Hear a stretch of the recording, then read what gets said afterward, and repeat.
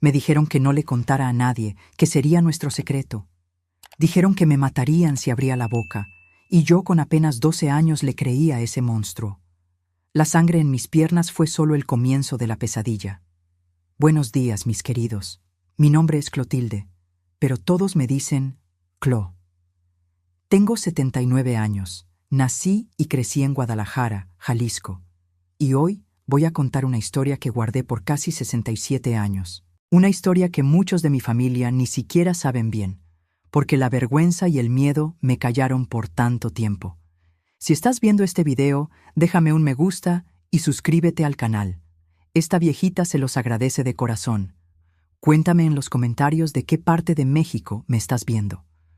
A veces me quedo imaginando cómo mis palabras llegan a lugares donde nunca puse un pie, y eso me da una alegría que ni sé explicar. También comenta algo que te guste hacer. Estoy buscando nuevas actividades de entretenimiento para divertirme en mi tiempo libre. Estoy ansiosa por leer todos los comentarios. Vamos a empezar por el principio, cuando yo todavía era la princesita de la casa, antes de que la oscuridad entrara por la puerta de enfrente disfrazada de familia. Nací en 1946, poco después de la Segunda Guerra Mundial. Guadalajara era una ciudad muy diferente de lo que es hoy. Vivíamos en una casa grande cerca del centro, con un patio inmenso donde jugaba con mis muñecas de trapo. Mi papá, Alides, trabajaba en las oficinas de Ferrocarriles Nacionales de México, un hombre respetado que siempre llegaba a casa con el traje impecable, incluso después de un día completo de trabajo. Mamá, doña Isaura, era maestra de primaria, de esas que sabía de memoria los nombres de todos los alumnos. Era una mujer elegante, siempre con vestido bien planchado y cabello arreglado, incluso dentro de casa. Decía que una mujer decente siempre debe estar presentable porque nunca se sabe quién va a tocar la puerta. Éramos una familia de clase media, en una época en que eso significaba tener privilegios que la mayoría no tenía.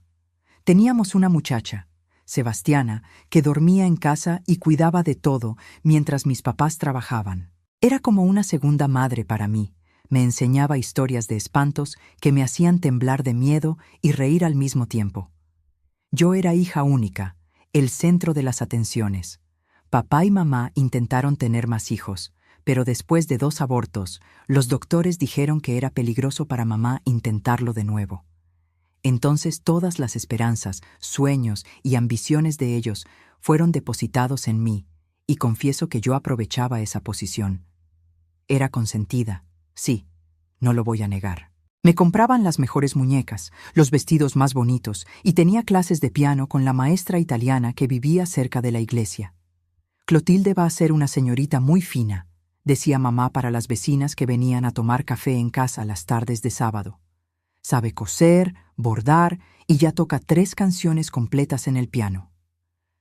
Las mañanas en la escuelita eran fáciles para mí. Ser hija de la maestra más respetada de la ciudad tenía sus ventajas. Las otras maestras siempre me elogiaban, incluso cuando no lo merecía. Las tardes, después de hacer la tarea, podía jugar en el patio o en la banqueta con los otros niños de la calle. Jugábamos víbora de la mar, trompo, a las escondidas hasta que el sol comenzaba a ponerse. Los domingos eran especiales. Nos levantábamos temprano para ir a misa en la Catedral de Guadalajara. Mamá me vestía con mi mejor vestido, me ponía listones en el cabello y me hacía prometer que me quedaría quietecita durante la celebración. Después de misa, íbamos a almorzar a casa de mi abuela materna, mamá Aparecida, que vivía a algunas cuadras de la catedral. El almorzar del domingo era una fiesta. Varios tíos, tías y primos se reunían alrededor de la mesa grande de madera que estaba en el patio, debajo del nogal. Mamá Aparecida hacía pozole con pollo de rancho que tardaba 2 días en quedar listo. El olor de esa comida es una de las memorias más vivas que tengo de mi infancia feliz. Abuelito Benito, esposo de mamá Aparecida, era un hombre callado pero cariñoso. Trabajaba en el campo desde niño y aunque ya jubilado, todavía mantenía un huerto impecable en el fondo del patio. De él recibía las mejores frutas, mangos, tejocotes, guayabas recién cortadas, todavía tibias del sol. Mi abuela paterna, Mamá Olinda era viuda desde que yo era bebé. Vivía sola en una casita pequeña del otro lado de la ciudad. La visitábamos una vez al mes, siempre llevando víveres y medicinas. Era una señora de pocas palabras, siempre vestida de negro, pero que sonreía con los ojos cuando me veía llegar. Fue en 1957, yo tenía 11 años, cuando las cosas comenzaron a cambiar. Mamá Aparecida, aquella que hacía el mejor pozole del mundo, comenzó a sentir dolores fuertes. Al principio todos pensaron que era solo la edad. Ya tenía 67 años en esa época, pero los dolores no pasaban y se fue poniendo cada vez más flaca, más débil. «Es un tumor», oí a papá diciéndole bajito a mamá una noche cuando pensaban que yo estaba dormida. «El doctor dice que ya se extendió por todo el cuerpo». No entendí bien lo que eso significaba, pero sabía que era algo grave por la manera en que mamá comenzó a llorar, ahogando sollozos con las manos para que yo no la oyera. Mamá Aparecida duró apenas 3 meses después del diagnóstico. Vi a mi madre, siempre tan fuerte y controlada, desmoronarse poco a poco. Comenzó a faltar al trabajo para cuidar a su madre enferma. Pasaba días y noches al lado de la cama dando medicina, cambiando sábanas, rezando. Recuerdo el día en que mi abuela partió. Era un domingo, irónicamente. No hubo pozole, no hubo risas en el patio, solo silencio y el sonido del llanto contenido de los adultos. Me quedé sentada en el escalón del portal, sin entender bien por qué todos estaban tan tristes, pero sintiendo el peso de esa ausencia que nunca más sería llenada. El funeral fue al día siguiente. La ciudad entera parecía estar en el cementerio. Mamá Aparecida era conocida y querida por muchos. Mamá estaba devastada, apoyada en el brazo de mi papá, pareciendo que se iba a desmayar en cualquier momento. Fue ese día que vi a mi abuelo Benito, viudo a los 70 años, llorar por primera vez. No un llanto escandaloso, sino lágrimas silenciosas que escurrían por el rostro arrugado mientras miraba fijamente el ataúd siendo bajado a la tierra. En las semanas siguientes, la vida trató de volver a la normalidad, pero había una sombra en nuestra casa. Mamá estaba diferente, distante. Trataba de sonreírme, pero yo me daba cuenta de que no era la misma sonrisa de antes. Papá hacía lo posible para mantener todo funcionando. Me llevaba y traía de la escuela, ayudaba a Sebastiana con algunas tareas de la casa, trataba de animar a mamá con pequeños regalos. Fue entonces que mi abuelo Benito comenzó a aparecer más en casa. Al principio venía solo para el almuerzo del domingo, que ahora era en nuestra casa. Después comenzó a aparecer durante la semana también. «Tu abuelo está muy solo en esa casa», explicó papá. «Tu mamá es la única hija que vive en la ciudad. Tus tíos están todos lejos. Es nuestra responsabilidad cuidarlo ahora». Me gustaba el abuelito. Siempre traía dulces de menta en el bolsillo y me contaba historias de cuando era niño en el rancho. Historias de jaguares que aparecían en la siembra, de pescas en el río, de fiestas de San Juan donde conoció a mi abuela. Eran historias sencillas, pero que me hacían viajar a un tiempo que nunca conocí. Un día, unos 2 meses después del funeral de la abuela, mi papá llegó a casa con una expresión seria. Llamó a mamá y los dos se quedaron platicando en voz baja en la cocina por un buen rato. Traté de oír, pero Sebastiana me mandó al cuarto a hacer la tarea. En la cena de esa noche, papá hizo el anuncio. «Clotilde, tu abuelo va a venir a vivir con nosotros. Ya no puede quedarse solo en esa casa. Es muy grande para que él la cuide, y anda olvidando las cosas. Ayer dejó la estufa prendida y pudo haber causado un incendio». Mamá asintió con la cabeza, aunque sus ojos parecían preocupados. «Vamos a arreglar el cuartito de atrás para él. Ya hablé con Sebastiana. Ella va a ayudar a traer sus cosas mañana». Me emocioné con la idea. Tener al abuelito en casa significaba más historias, más dulces de menta, más atención. No me di cuenta en ese momento de cómo mamá parecía incómoda con la situación. No entendí la mirada de precaución que ella y papá intercambiaron. ¿Cómo podía imaginar que esa decisión tomada por amor y deber familiar cambiaría completamente el rumbo de mi vida? ¿Cómo podía saber que detrás de esas historias de rancho y esos dulces de menta se escondía un monstruo que destruiría mi infancia para siempre? Esa noche dormí tranquila, soñando con las historias que el abuelito me contaría todos los días. Poco sabía que las verdaderas pesadillas estaban a punto de comenzar. Abuelito Benito llegó una mañana de miércoles, cargando apenas una maleta de cuero vieja y una caja de cartón con sus pertenencias más preciadas. Yo estaba en la escuela cuando se instaló en el cuartito de atrás, ese que quedaba después del patio de servicio, separado de la casa principal por un pequeño corredor techado. «Ahora el abuelito va a ser parte de nuestra rutina, Clotilde», explicó mamá mientras preparaba la cena de ese día. «Ya está viejito y necesita nuestros cuidados. Sé una buena niña y ayuda en lo que puedas».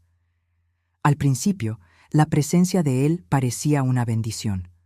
Abuelito se levantaba temprano, antes incluso que Sebastiana, y ya tenía el café hecho cuando todos nos levantábamos. Tenía una manera sencilla de hacer las cosas, pero eficiente. Arregló la llave del fregadero que siempre goteaba, compuso el portón que rechinaba, comenzó un pequeño huerto en el rinconcito del patio. Mi papá se puso contento al ver que a pesar de sus 70 años, abuelito todavía tenía fuerza y ganas. «Don Benito tiene buena mano para estas cosas», comentaba papá con aprobación. «Es hombre acostumbrado al trabajo pesado desde niño». Los primeros señales de que algo no andaba bien comenzaron sutilmente, como nubes finas que anuncian una tormenta distante. Noté que mamá evitaba quedarse sola con el abuelito. Cuando él entraba a la cocina mientras ella cocinaba, mamá luego encontraba una excusa para salir o me pedía que me quedara ahí con ella. En esa época pensé que era solo el luto todavía reciente por la muerte de la abuela lo que dejaba el ambiente pesado entre ellos. Abuelito comenzó a darme aún más atención. No solo me contaba historias, sino que ahora me traía pequeños regalos. Listones de colores para el cabello, dulces de la Valentina, hasta una muñeca de trapo que él mismo hizo. Eso me ponía muy contenta. Nunca había recibido tanta atención de un adulto que parecía tener tiempo infinito para mí. Fue más o menos un mes después de su llegada que noté el primer cambio real en su comportamiento. Estábamos cenando los cuatro, yo, mamá, papá y abuelito. Sebastiana ya se había retirado a su cuarto en el fondo. Mi papá comentó sobre un aumento que había conseguido en el trabajo. «Con este dinerito extra podemos hasta pensar en meter a Clotilde en esas clases de ballet que tanto pide», dijo papá sonriéndome. Casi brinqué de la silla de alegría, pero la voz del abuelito interrumpió mi celebración. «¿Ballet?», rezongó, golpeando el tenedor en el plato con más fuerza de la necesaria. «¿Para qué gastar dinero en tonterías? La niña tiene que aprender cosas útiles, cocinar, coser, cuidar la casa. Eso de andar brincando en zapatillas es cosa de gente de la capital que no tiene que hacer». Un silencio incómodo se apoderó de la mesa. Mi papá, siempre tan seguro, pareció achicarse ante las palabras ásperas del abuelito. Mamá miró hacia su plato, evitando la confrontación. «Papá, con todo respeto, la educación de Clotilde es decisión nuestra», mi papá finalmente respondió, pero su voz sonaba menos confiante de lo normal. Abuelito soltó una risa seca. «¿Decisión de ustedes? Ustedes están criando a esta niña toda llena de caprichos. En mi tiempo, los niños obedecían y punto. No andaban escogiendo lo que querían hacer o no». Esa fue la primera vez que vi el lado autoritario de mi abuelo, pero estaba lejos de ser la última. Poco a poco comenzó a meterse en todo, en los horarios de las comidas, en la ropa que yo usaba, hasta en el volumen del radio cuando papá escuchaba el partido de fútbol. «Esta casa se está volviendo un desmadre», se quejaba. En mi tiempo, el hombre que se respetaba mantenía el orden en el hogar. Era como si quisiera ser el dueño de todo, incluyendo a las personas. Noté que papá, para evitar discusiones, comenzó a ceder en cosas pequeñas. Mamá, por su parte, se quedaba cada vez más callada, más apagada. Lo peor era cuando mi papá necesitaba viajar por trabajo. Sucedía una vez al mes. Generalmente se quedaba 2 o 3 días fuera visitando otras estaciones ferroviarias. En esos días, abuelito actuaba como si fuera el hombre de la casa, dando órdenes a todos, incluyendo a Sebastiana, que comenzó a quejarse bajito. «Don Benito no es mi patrón», murmuró para mamá una tarde cuando pensó que yo no estaba oyendo. «El señor anda creyendo que puede mandar hasta en el aire que respiramos». Fue durante uno de esos viajes de mi papá, en agosto de 1958, que pasó algo que me dejó realmente asustada por primera vez. Mamá había ido a llevar unas ropas a una prima enferma y regresaría hasta la tarde. Sebastiana estaba lavando ropa en la pila del fondo. Yo estaba en la sala haciendo mi tarea de matemáticas. Abuelito entró a la sala, se sentó en el sillón frente a mí y se quedó observándome en silencio. Sentí un escalofrío extraño en la nuca, como si algo no estuviera bien. «Ven acá, Clotilde», dijo después de algunos minutos. «Deja que el abuelito vea si estás haciendo esa tarea bien». Me acerqué sosteniendo el cuaderno. Él se dio palmaditas en la rodilla, indicando que me debía sentar ahí. Reacia, obedecí. Al fin y al cabo, era mi abuelo, y siempre me habían enseñado a respetar a los mayores. «Ya te estás volviendo una señorita», murmuró pasando la mano por mi cabello, de una manera que me hizo sentir incómoda. «Ya casi estás en edad de casarte, ¿sabías?» «Solo tengo 12 años, abuelito», respondí confundida. En mi época, las niñas de 12 años ya estaban prometidas. Tu abuela tenía 14 cuando se casó conmigo. Su mano bajó por mi espalda en una caricia que ya no parecía caricia de abuelo. Necesitas aprender a ser mujer pronto. En ese momento, Sebastiana entró a la sala cargando una canasta de ropa. Abuelito inmediatamente quitó la mano de mi espalda y cambió el tono de voz. Esta niña ni sabe hacer una cuenta de división. En mi tiempo aprendíamos eso con reglazo. Me levanté rápidamente, aliviada por la interrupción. Algo en la mirada de Sebastiana me dijo que había notado algo extraño, porque frunció el ceño y me vigiló por el resto de la tarde. Esa noche, después de la cena, me fui a mi cuarto más temprano diciendo que tenía dolor de cabeza. En realidad, quería estar lejos del abuelito. Había algo en la manera que me miraba ahora que me daba miedo. Un miedo que no podía explicar ni entender completamente. Acostada en mi cama, oí a mi mamá y mi abuelo platicando en la cocina. Las voces comenzaron bajas, pero pronto subieron de volumen. «Alides es muy blando con esa niña», la voz del abuelito resonó por el corredor. «Y tú también. Están criando a una inútil». «Papá, por favor», la voz de mamá sonaba cansada. «Clotilde es una buena niña, estudiosa, educada». «¿Educada?», él interrumpió con una risa fría. «Apenas me mira a los ojos cuando le hablo. En mi tiempo, los niños miraban a los ojos de los mayores y obedecían sin cuestionar. Los tiempos son otros, papá, y le pido que respete nuestra manera de criar a nuestra hija». Hubo un ruido como si alguien hubiera golpeado la mesa. «¿Respetar? Respeto era lo que tú debías tener por mí. Soy tu padre.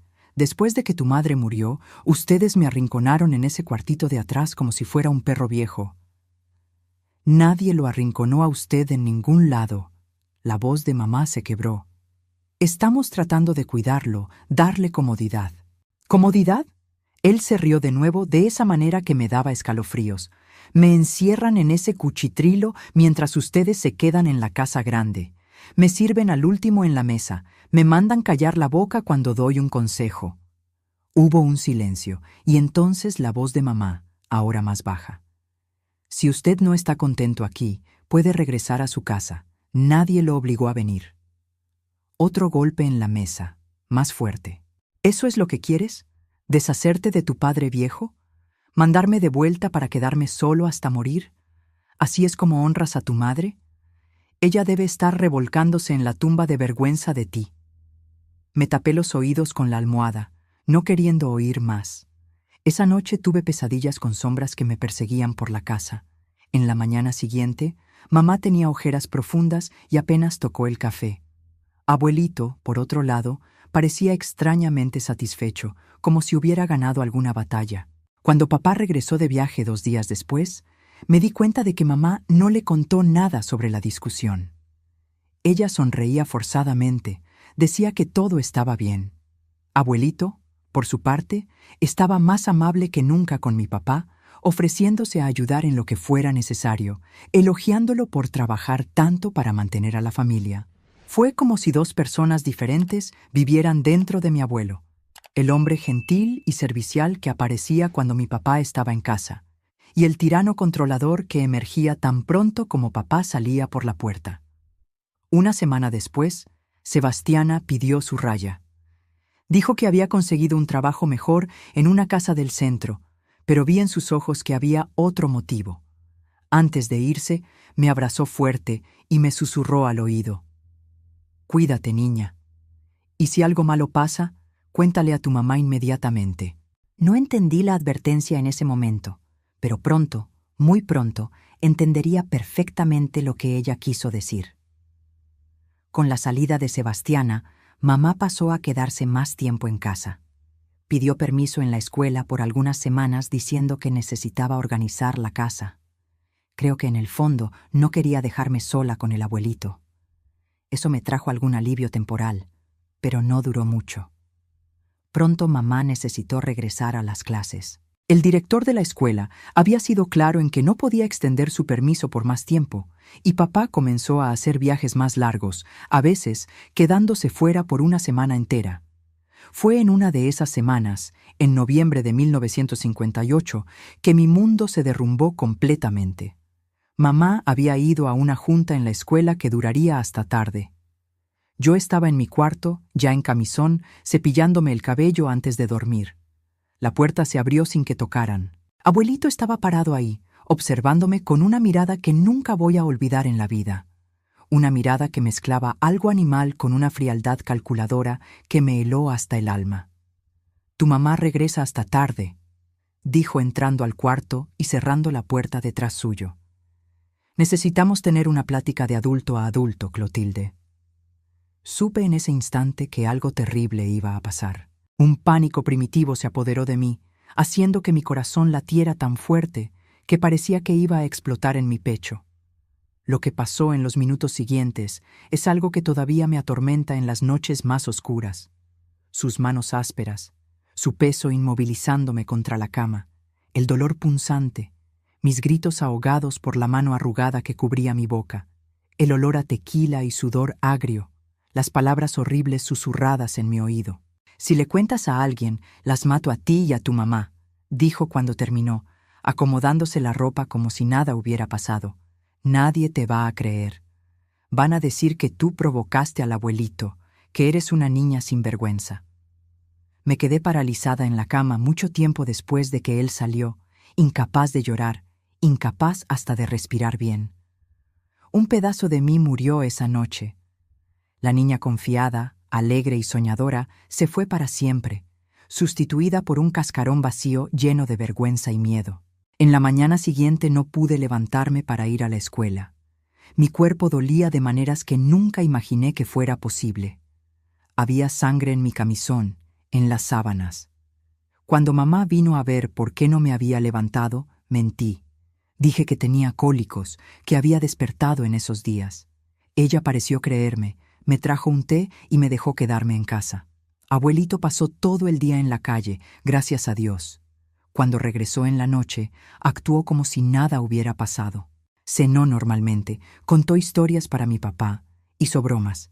Ni siquiera me miró. Yo quería gritar, quería contarlo todo, pero sus palabras resonaban en mi cabeza. «Las mato a ti y a tu mamá». Y yo le creí, con la inocencia y el terror de una niña de 12 años. Creí que sería capaz de eso. Así comenzó mi infierno personal. Lo que debería ser un hogar se volvió una prisión de terror.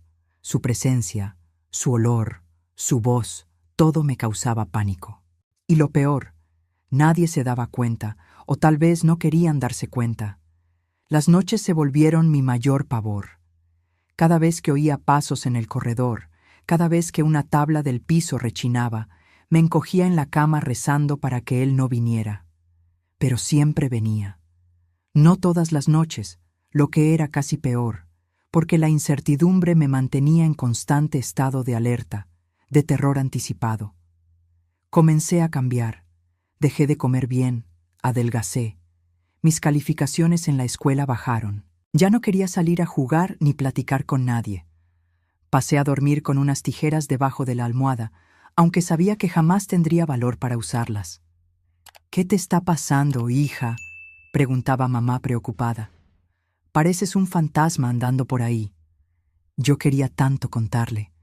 Las palabras llegaban hasta la punta de la lengua, pero entonces veía al abuelito parado en la puerta, observándome con esa mirada que lo decía todo, y el miedo me callaba nuevamente. 3 meses pasaron así, 3 meses que parecieron 3 siglos. 3 meses en que cada noche era una tortura, cada día un ejercicio de fingimiento. Había aprendido a existir en un espacio entre la vida y la muerte. No completamente viva porque algo fundamental había sido destruido en mí, pero tampoco muerta porque mi cuerpo insistía en seguir funcionando, respirando, moviéndose automáticamente por el mundo. Fue en febrero de 1959, en pleno verano, que todo finalmente salió a la luz. No porque creé valor para contarlo. Ese valor yo no lo tenía, sino porque mi cuerpo habló por mí.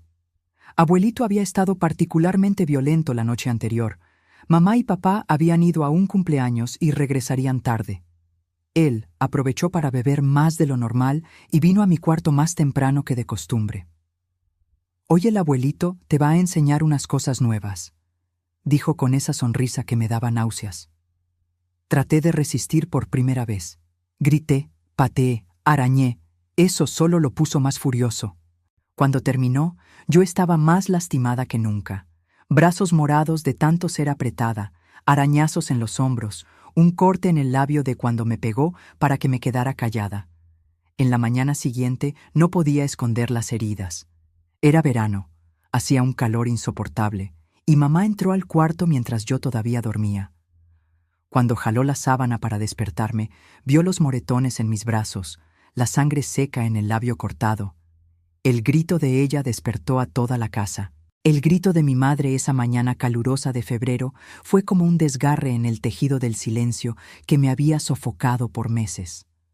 Sus ojos recorrieron mi cuerpo marcado, deteniéndose en cada moretón, en cada arañazo, en el corte de mi labio. Vi el horror crecer en su rostro mientras la comprensión de lo que estaba pasando finalmente la golpeó como un rayo.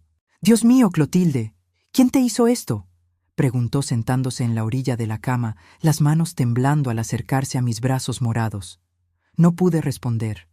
Era como si un nudo se hubiera formado en mi garganta, bloqueando cualquier palabra. Después de meses guardando ese secreto horrible, no sabía cómo empezar, cómo hacer que esas palabras salieran de mi boca, cómo contarle a mi propia madre que su papá, el hombre que ella había acogido en nuestra casa, estaba destruyendo mi vida noche tras noche. Papá apareció en la puerta, todavía abotonándose la camisa del pijama, el cabello despeinado de quien acababa de despertar. «¿Qué pasó?», preguntó alarmado por el grito. Sus ojos se agrandaron al verme.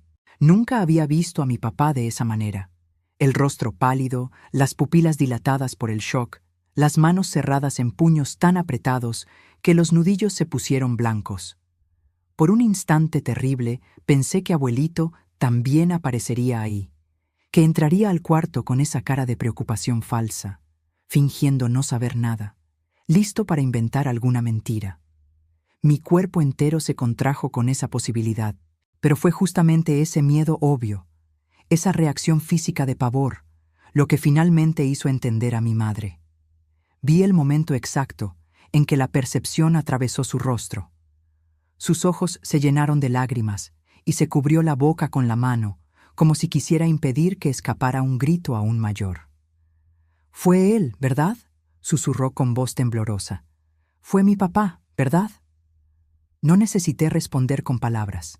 Mi silencio, las lágrimas que finalmente comenzaron a escurrir por mi rostro, el temblor incontrolable de mi cuerpo, todo confirmó lo que ella temía. Mi papá tambaleó como si hubiera recibido un golpe en el estómago. Me miró, después a mamá, después de vuelta a ella, buscando alguna explicación que no existía, algún sentido en un horror que no tenía sentido ninguno. «¿Cuánto tiempo?», preguntó mi madre, sosteniendo mis manos entre las suyas, los ojos fijos en los míos. ¿Hace cuánto tiempo está pasando esto, mi hija? 3 meses, logré balbucear, la voz casi inaudible. Desde noviembre. 3 meses. 90 días. Para ellos era un shock, una revelación súbita y devastadora. Para mí había sido una eternidad en el infierno, minuto por minuto, segundo por segundo.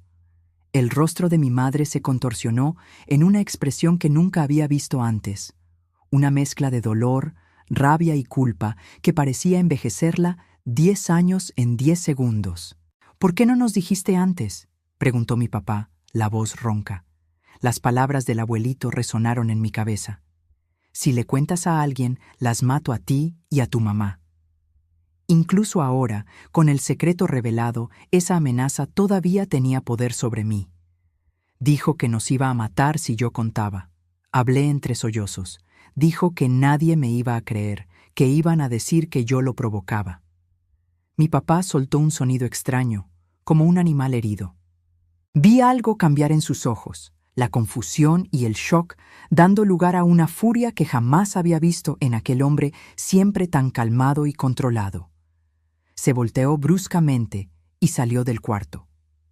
Oí sus pasos pesados por el corredor en dirección al cuartito del fondo.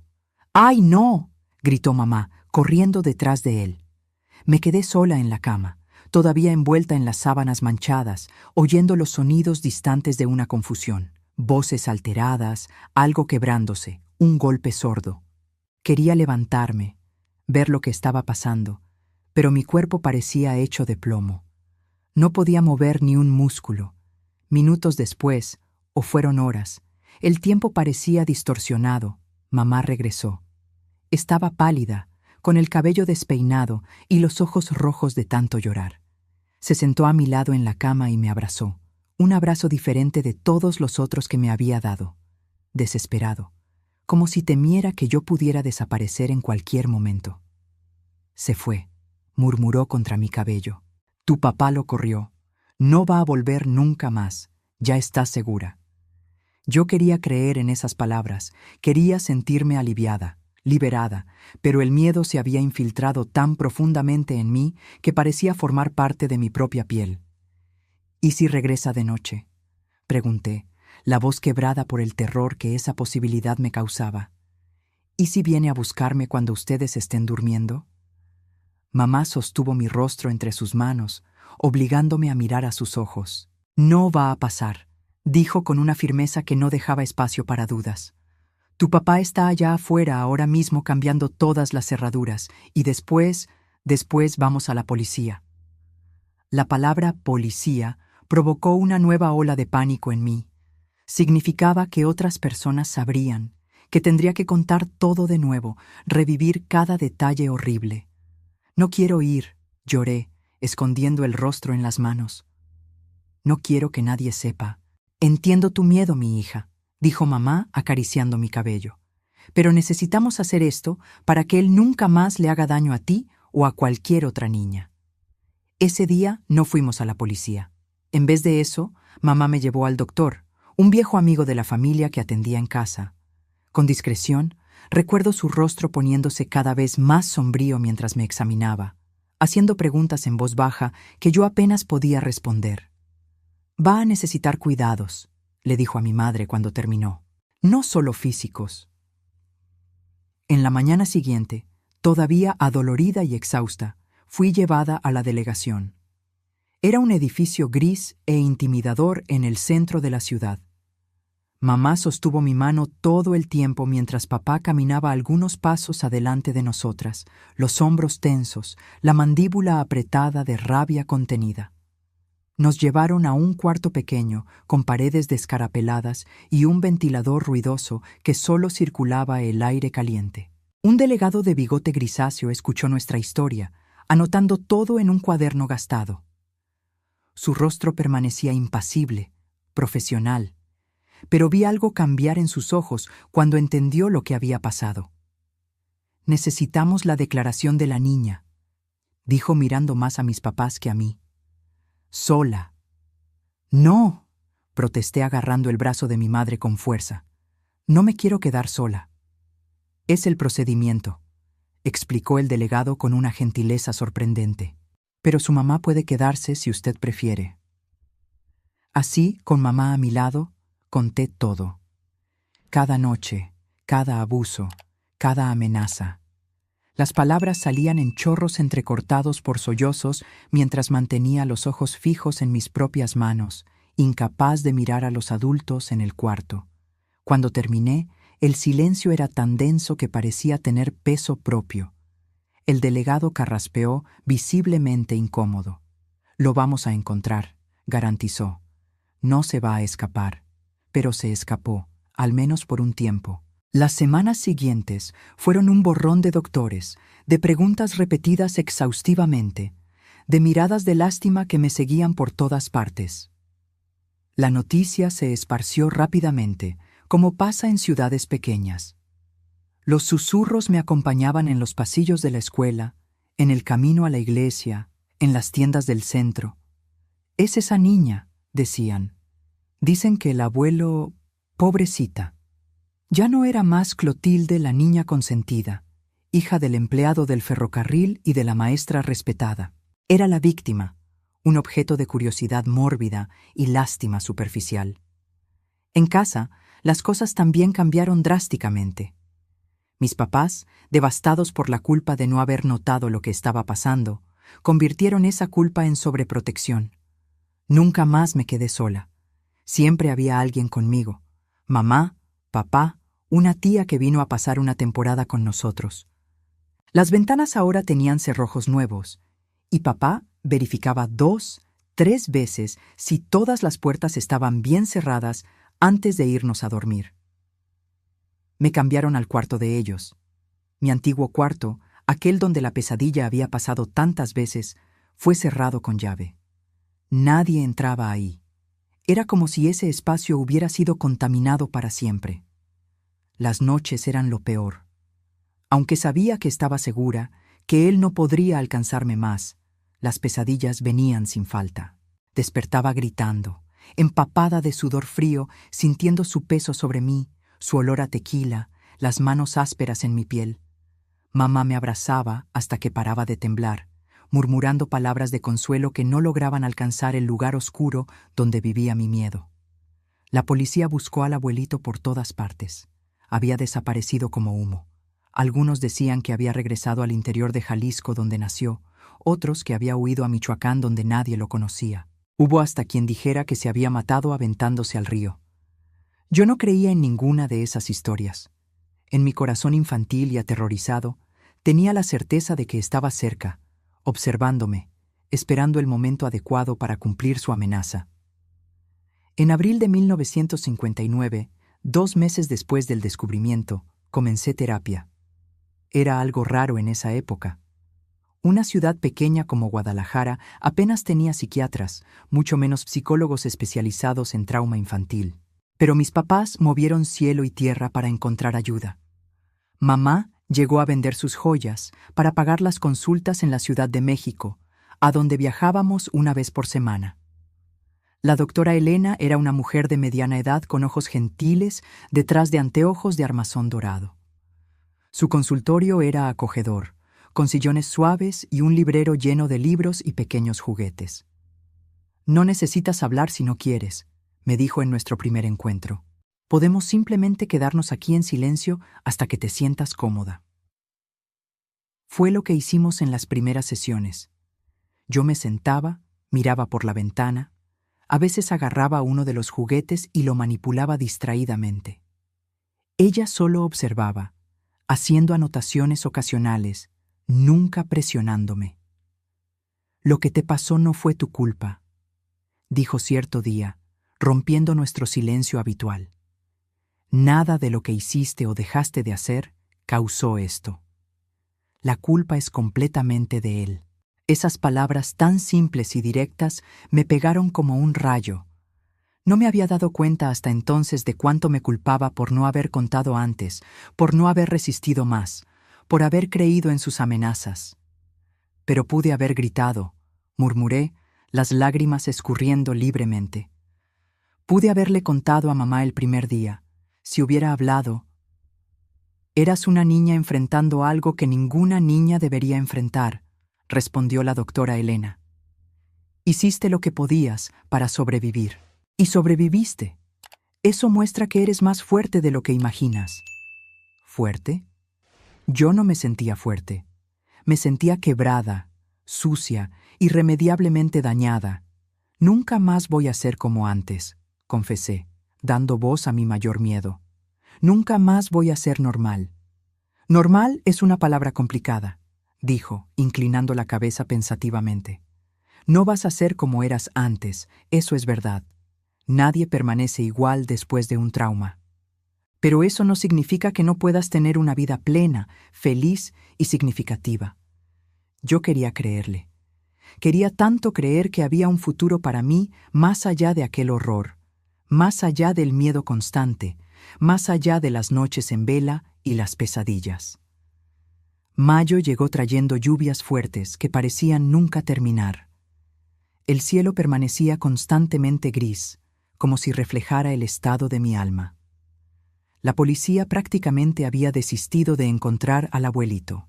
El caso fue archivado, aunque el delegado garantizó que sería arrestado si algún día reaparecía. Fue en ese punto bajo, cuando la esperanza parecía más distante que nunca, que mamá y papá comenzaron a hablar sobre mudanza. Salir de Guadalajara, recomenzar en otro lugar donde nadie conociera nuestra historia, donde yo no fuera la niña del caso.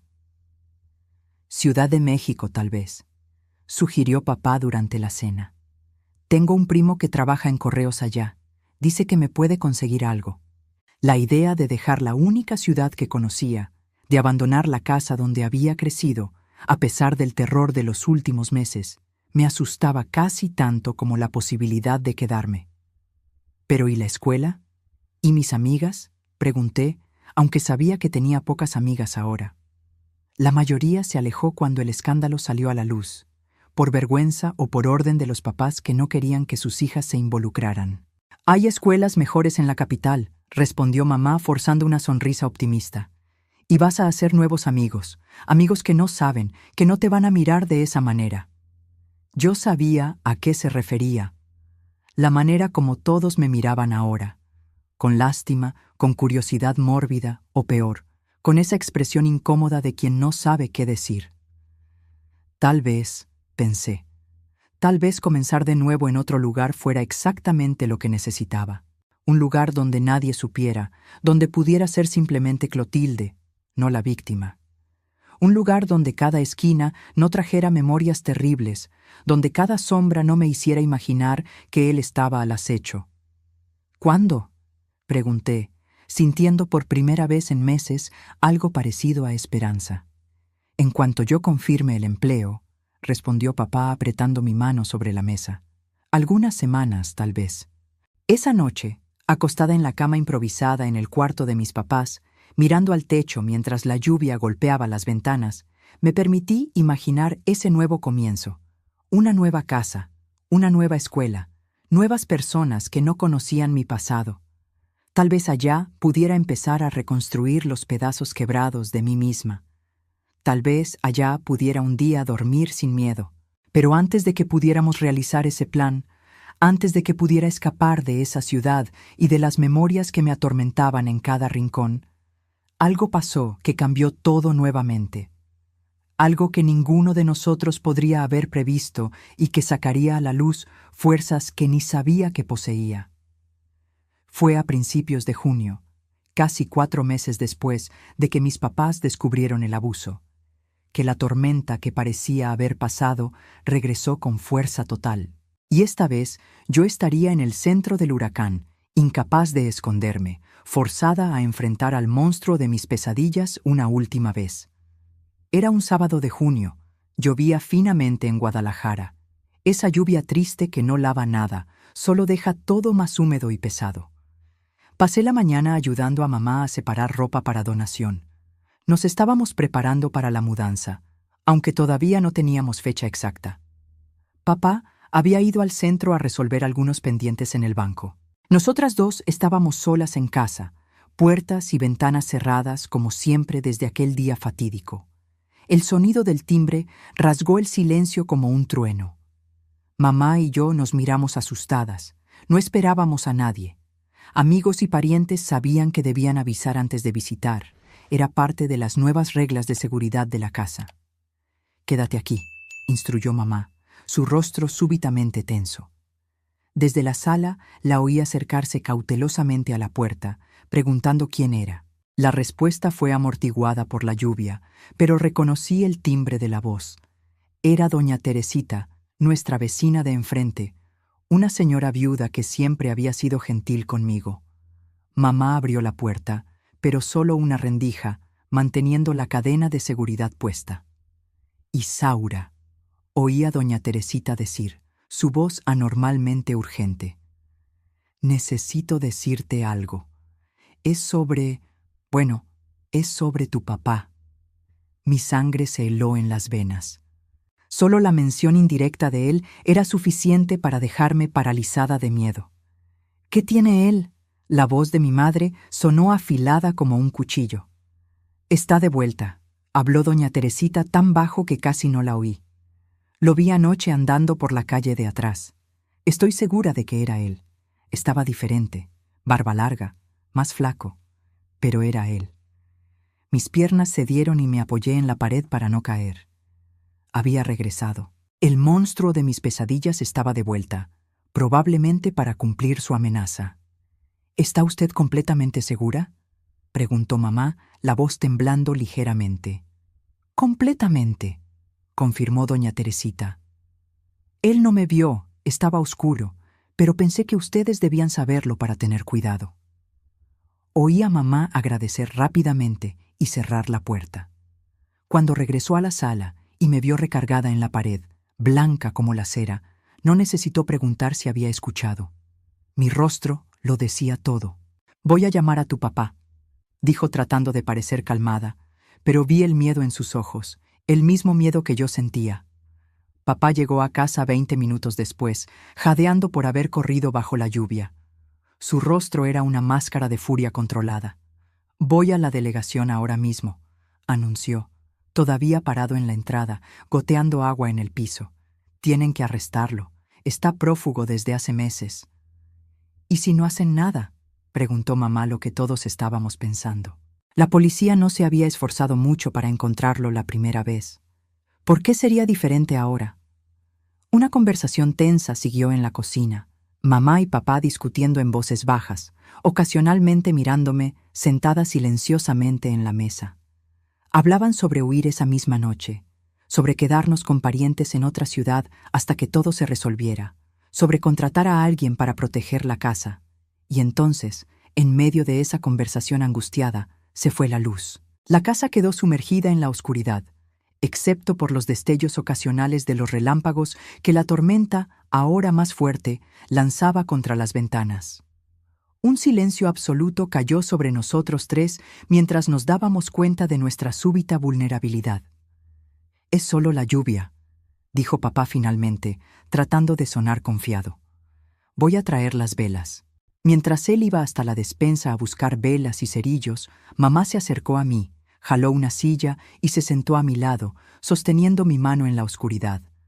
«Va a estar todo bien», susurró, aunque su voz traicionaba su propia incertidumbre. Fue en ese momento que oímos el ruido.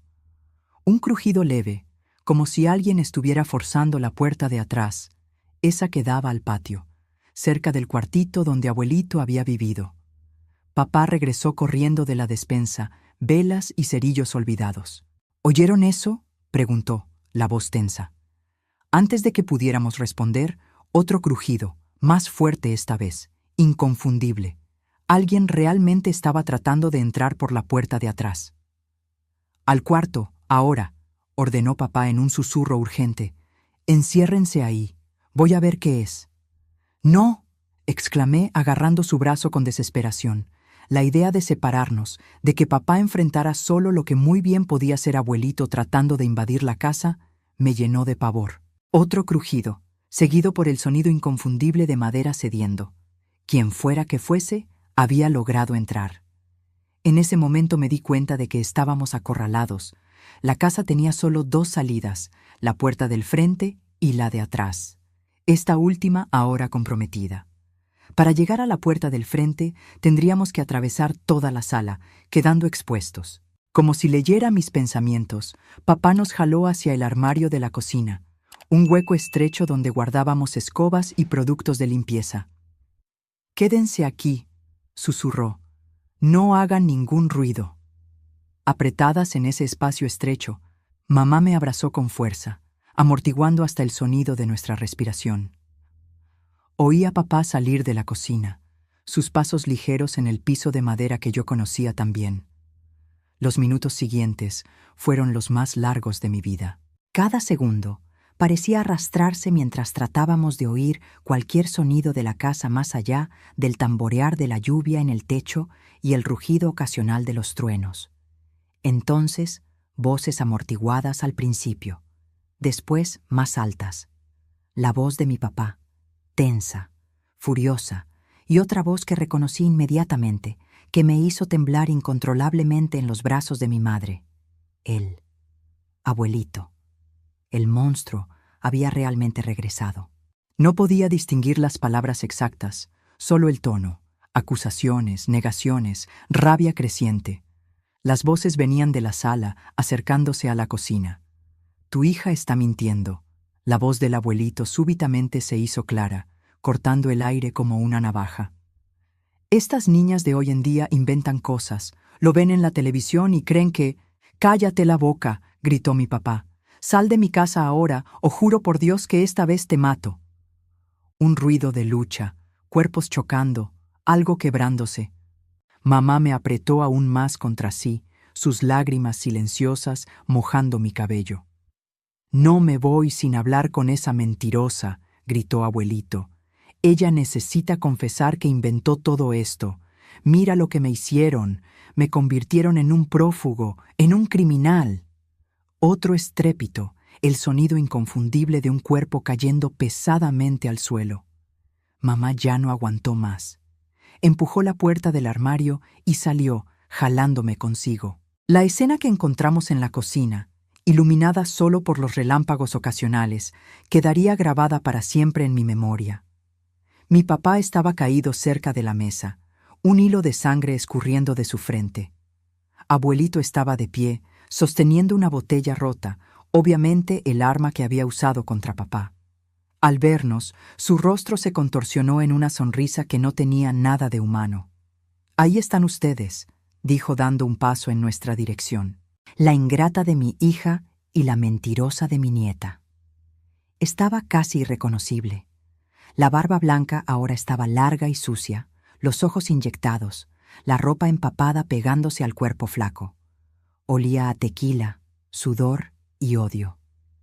El miedo me paralizó como tantas veces antes, pero algo diferente pasó entonces, algo que ni yo misma esperaba. Una rabia que no sabía que existía dentro de mí, una furia acumulada a lo largo de aquellos meses de terror y sufrimiento, explotó de repente, barriendo el miedo lejos. «¡Yo no mentí!», grité, mi voz sonando extrañamente adulta a mis propios oídos.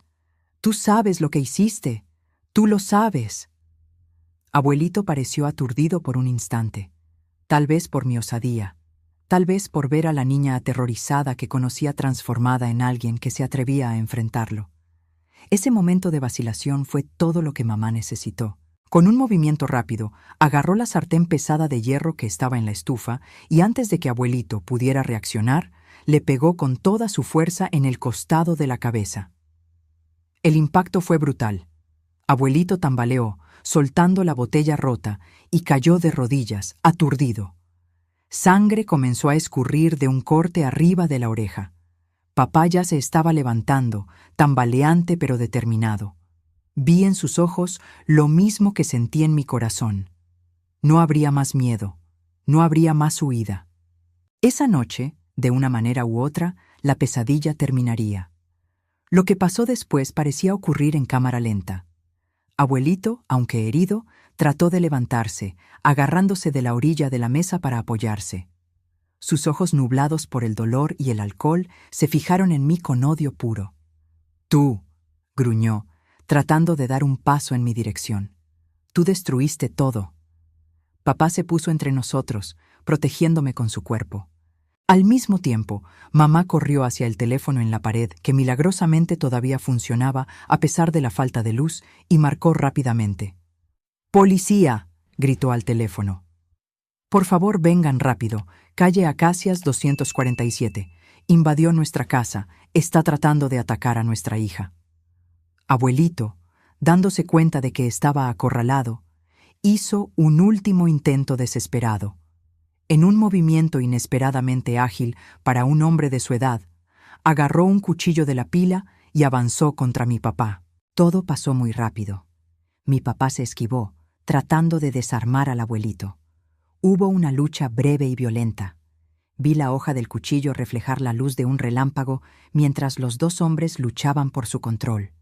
Entonces, un grito. El cuchillo cayó al suelo con un tintineo metálico. Abuelito retrocedió, sosteniendo su propio brazo, sangre escurriendo entre sus dedos. En ese momento, las luces volvieron, inundando la cocina con una claridad repentina que parecía casi sobrenatural después de tanto tiempo en la oscuridad. La escena se congeló como en una fotografía macabra. Mi papá jadeando, con sangre en la frente. Mi madre todavía sosteniendo el teléfono, los ojos desorbitados. Abuelito contra la pared, herido, y yo parada en medio de la cocina, presenciando el fin de una pesadilla que había durado demasiado tiempo. Sirenas comenzaron a sonar a lo lejos, acercándose rápidamente. Abuelito miró alrededor como un animal acorralado, buscando una ruta de escape, pero no había a dónde ir. Las puertas y ventanas que podría usar para huir estaban del otro lado de la casa, bloqueadas por nosotros.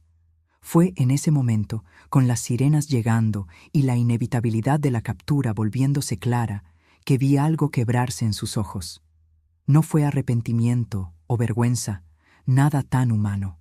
Fue solo la comprensión de que había perdido, de que ya no habría más poder sobre nosotros, de que su impunidad había llegado a su fin.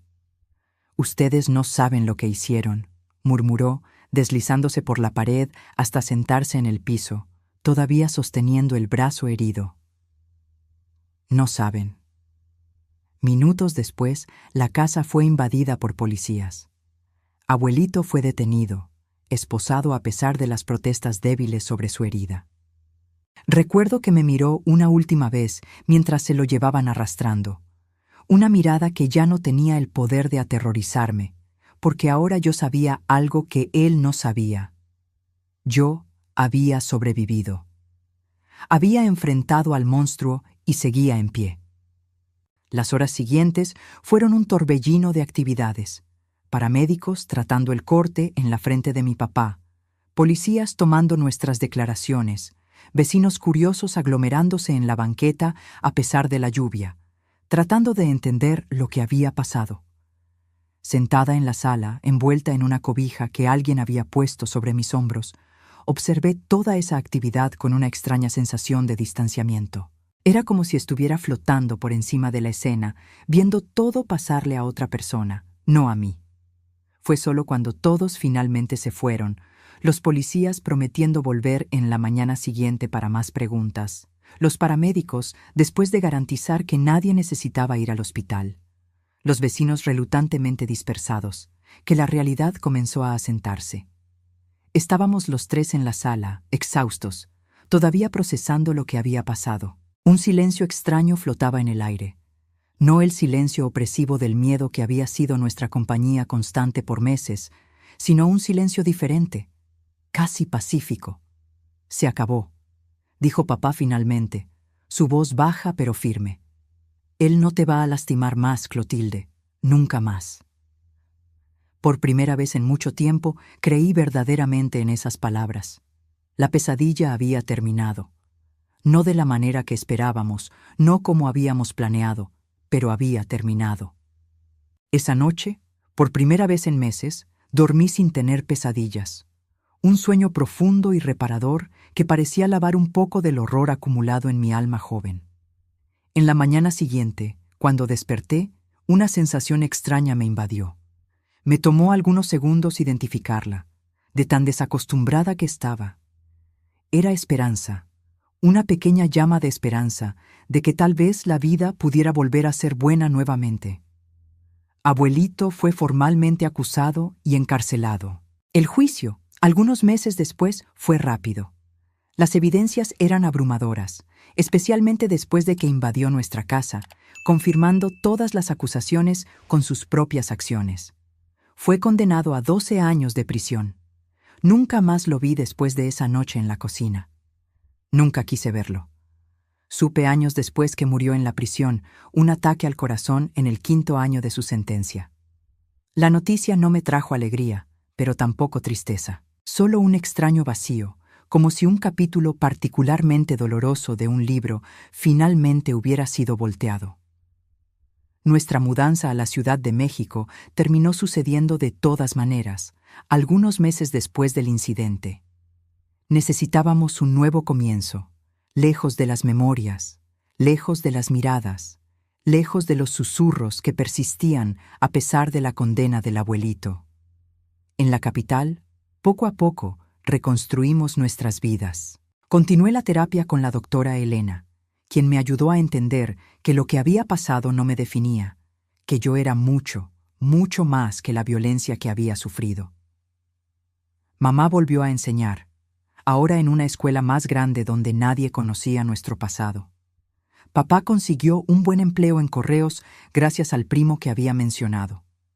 Poco a poco, la vida fue ganando colores nuevamente. Fue un camino largo y difícil. Hubo recaídas, momentos en que el miedo regresaba con toda su fuerza, noches en que las pesadillas volvían tan vívidas como antes. Pero cada día que pasaba, cada pequeña victoria, hacer un nuevo amigo, lograr dormir una noche entera sin despertar gritando, ser capaz de hablar sobre lo que había pasado sin desmoronarme, era un paso hacia la sanación. A los 17 años conocí a Roberto, un muchacho gentil y paciente que se convertiría en mi marido algunos años después. Fue la primera persona fuera de mi familia y de la terapia a quien le conté lo que había pasado. Su reacción, compasión sin lástima, rabia en mi nombre sin tratarme como víctima, fue parte importante de mi proceso de sanación. La vida siguió su curso. Me gradué como maestra, como mamá. Me casé con Roberto a los 23 años. Tuvimos 3 hijos maravillosos, 2 muchachos y una niña. Conocí la alegría de ser madre, después abuela y ahora bisabuela. Construí una vida plena, significativa, llena de amor y propósito. Hoy, a los 79 años, mirando hacia atrás, veo que la doctora Elena tenía razón. Lo que me pasó no me definió. Me cambió, sí. ¿Cómo podría no cambiarme? Pero no determinó en quién me convertiría. Fue un capítulo horrible en mi historia, no la historia completa. Aprendí que la sanación no siempre significa olvidar. A veces significa recordar sin que el dolor te destruya. Significa cargar las cicatrices, pero no dejarse paralizar por ellas. Significa transformar tu propio dolor en compasión por otros, en fuerza para proteger a aquellos que amas, en sabiduría para reconocer tanto la oscuridad como la luz que existe en todos nosotros. Y tal vez más importante, aprendí que sobrevivir es solo el comienzo. El verdadero triunfo está en vivir plena, auténtica, valerosamente, a pesar de las heridas, a pesar de los miedos, a pesar de las pérdidas. Es por eso que cuento esta historia hoy. No para causar shock o lástima, sino para que tal vez alguna otra niña, alguna otra mujer, alguna otra persona que carga heridas invisibles sepa que no está sola. Que la oscuridad, por más densa que parezca, no dura para siempre. Que la luz del otro lado está esperando por quien tiene valor para seguir caminando. El veredicto de aquel juicio todavía resuena en mis oídos como si fuera ayer. «Culpable», dijo el juez golpeando la mesa con su martillo. Abuelito recibió 12 años de prisión, pero para mí ninguna sentencia sería suficiente para compensar lo que había hecho. Aunque sabía que estaba tras las rejas, las cicatrices permanecían abiertas en mi alma. Al día siguiente del juicio, mamá, papá y yo tuvimos una conversación seria en nuestra cocina. El aire estaba pesado, no solo por la condena del abuelito, sino porque todos sentíamos que algo aún no estaba resuelto. La justicia oficial había hecho su trabajo, pero había una justicia mayor, más profunda, que permanecía pendiente. 12 años, murmuró papá, pasándose la mano por el cabello ya rayado de canas. Puedes salir antes por buen comportamiento, y después vamos a vivir siempre mirando por encima del hombro. Mamá suspiró, sus ojos revelando el peso imposible que cargaba, el dolor de saber que su propio padre, el hombre que debería proteger a su familia, había destruido la inocencia de su única hija. Necesitamos hacer algo definitivo, dijo con una determinación que nunca había visto antes en sus ojos, siempre tan gentiles. Algo que garantice que él jamás tendrá la oportunidad de hacerle daño a Clotilde nuevamente. Fue ahí, en esa cocina, que el plan comenzó a tomar forma. No un plan vengativo o violento, mis papás nunca fueron personas de violencia. Era un plan de protección, de recomienzo, de reconstrucción de nuestras vidas de una manera que aquel hombre jamás pudiera alcanzarnos nuevamente. Vamos a dejar Guadalajara, anunció papá. No solo cambiar de ciudad, sino desaparecer. Rehacer nuestras vidas donde él jamás pueda encontrarnos, aunque algún día salga de la prisión. La Ciudad de México había sido nuestro plan inicial, pero ahora parecía obvio de más. Era el primer lugar donde nos buscaría si un día recuperaba la libertad. Necesitábamos algo más radical, más seguro. El norte, sugirió mamá, sorprendiéndonos. Mi prima Durbalina se mudó a Tijuana hace años. Dice que es otro mundo, otra vida. Nadie nos conocería allá. Tijuana. El nombre sonaba como una promesa exótica de nuevos comienzos. Casi 2000 kilómetros de distancia de Guadalajara, separados no solo por la geografía sino por paisajes, climas y culturas completamente diferentes. ¿Pero y los empleos? ¿La escuela de Clotilde? ¿Nuestra casa? Cuestionó papá, la preocupación de proveer para la familia nunca dejando su mente. Venderemos todo, respondió mamá con una firmeza sorprendente. Cambiaremos de nombre si es necesario. Haremos lo que sea necesario para proteger a nuestra hija. Observé a mis papás en esa conversación, maravillada con su determinación, con el amor que demostraban por mí.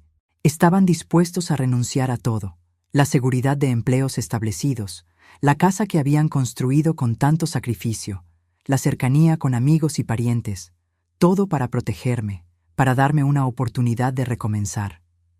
¿Qué opinas, Clotilde?, preguntó papá finalmente, volteándose hacia mí. ¿Estás lista para un nuevo comienzo? ¿Para dejar todo esto atrás? Miré alrededor de la cocina, a las paredes que habían presenciado tantas memorias, algunas felices, otras terribles.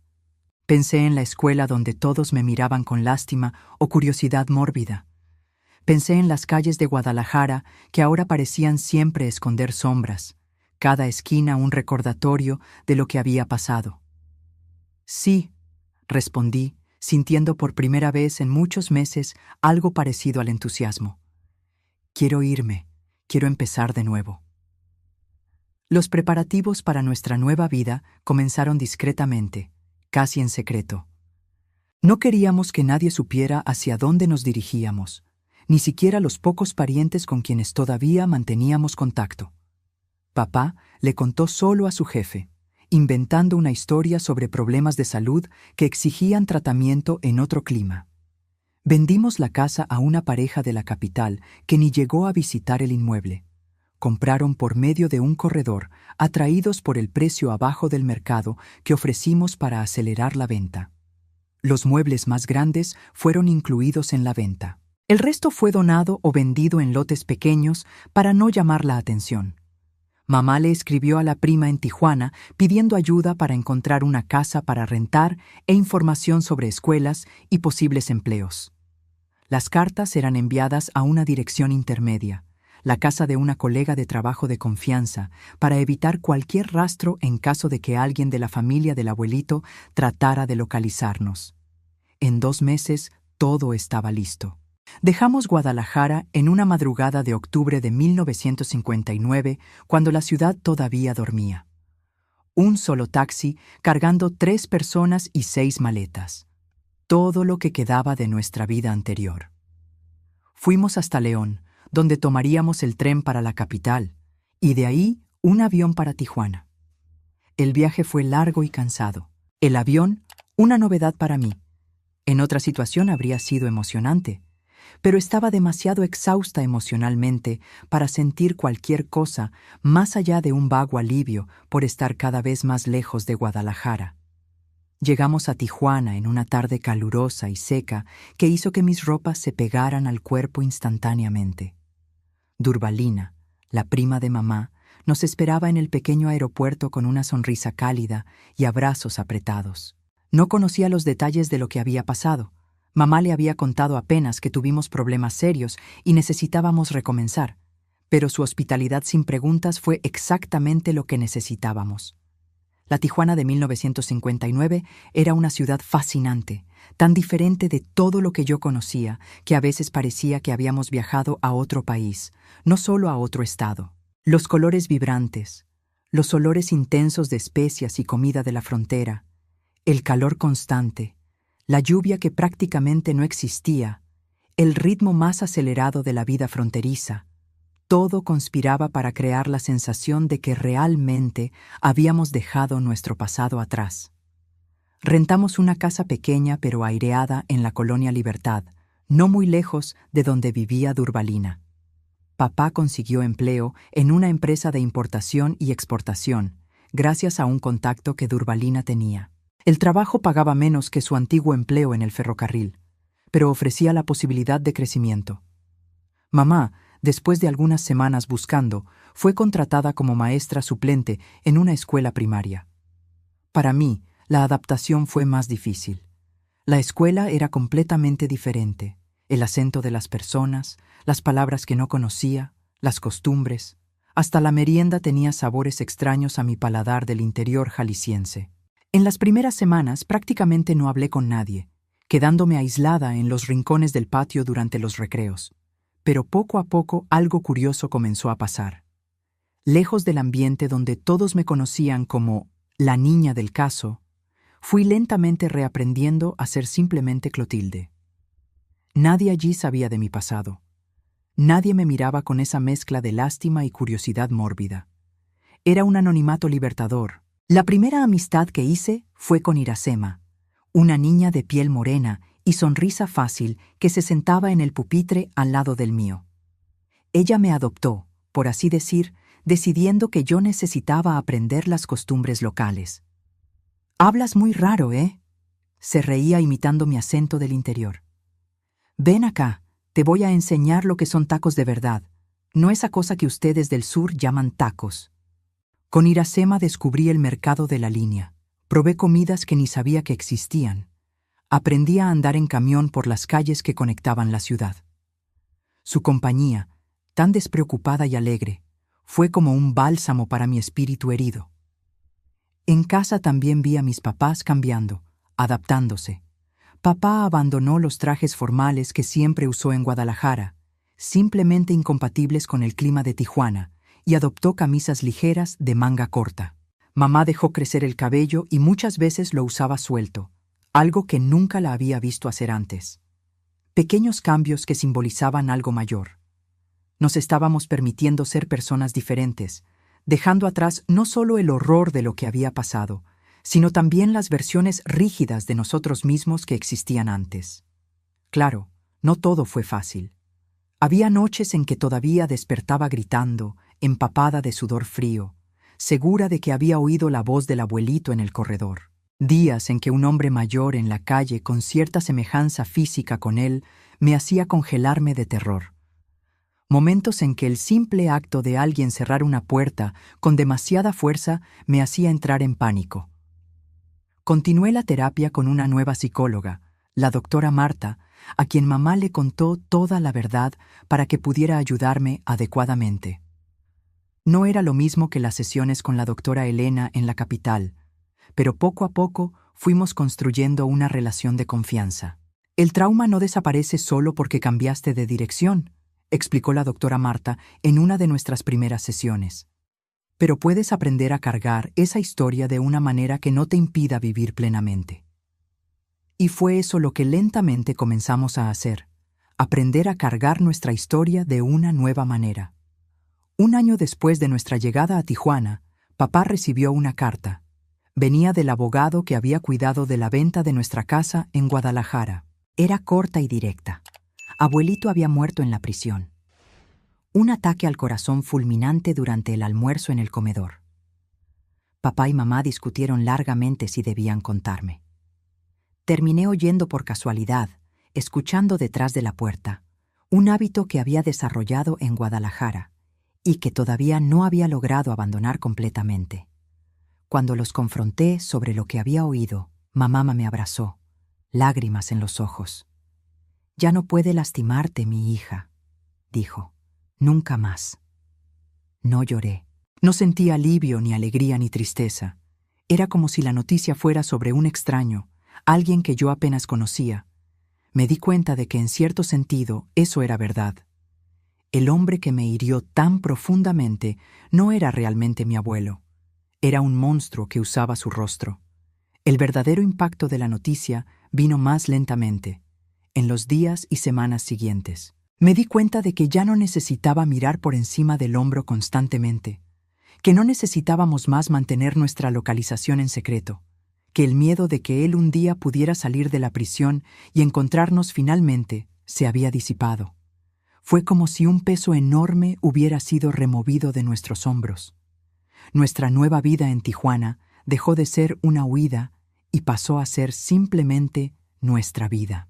En 1962, cuando yo tenía 15 años, papá fue promovido a gerente en la empresa de importación y exportación. El aumento de salario permitió que compráramos una casa propia, más grande y más aireada, cerca del Parque Morelos. Mamá consiguió una posición permanente como maestra, y yo, para sorpresa de todos, incluyendo la mía, me convertí en una de las mejores alumnas de mi grupo. «Mira nomás», comentó papá orgulloso cuando le mostré mi boleta llena de buenas calificaciones. «¿Quién lo diría, eh? Nuestra hija, la intelectual de la familia». En la nueva escuela hice más amistades. Comencé a participar en el grupo de teatro, descubriendo que actuar, ser otra persona por algunas horas, tenía un efecto terapéutico curioso sobre mí. En el escenario dejaba de ser Clotilde, la niña con un pasado doloroso, y me convertía en quien fuera que el papel exigiera.